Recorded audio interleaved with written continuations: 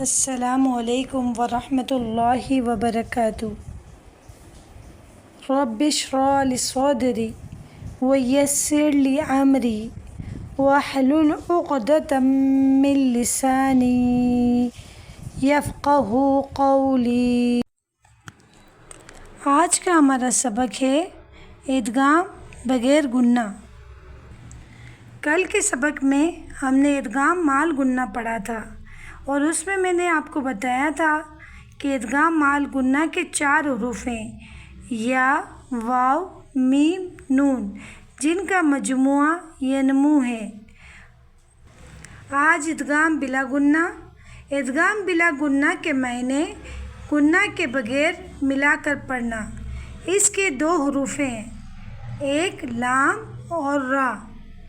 اگر نون ساکن یا تنوین کے بعد لام اور را میں سے کوئی حرف آ جائے تو ادغام بلا گنہ ہوگا، یعنی گنہ کے بغیر پڑھیں گے۔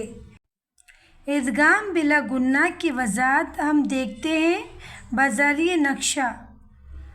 تو جو نقشہ ہے اس میں لام اور را 2 حروف بلا گنہ کے ہیں۔ سب سے پہلے لام نون ساکن کے بعد ادغام بلا گنہ کی مثالیں اور نون تنوین کے بعد ادغام بلا گنہ کی مثالیں۔ سب سے پہلے لام کی مثال پڑھتے ہیں، من لدنہ، یہ نون ساکن کی مثال ہے۔ تنوین کی مثال مصدقا لما، مصدقا لما۔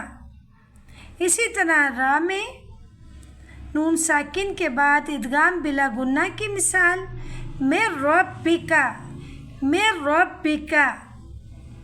را میں تنوین کے بعد ادغام بلا گنہ کی مثال محمد رسول اللہ، محمد رسول اللہ۔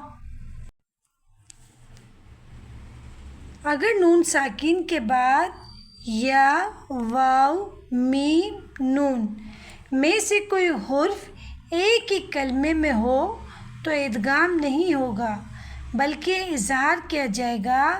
قرآن مجید میں اس قسم کے صرف 4 ہی کلمات ہیں، جیسے دنیا، یہاں پہ ادغام نہیں ہوگا بلکہ یہ بغیر گنہ اظہار کی طرح پڑھیں گے، ظاہر کر کے۔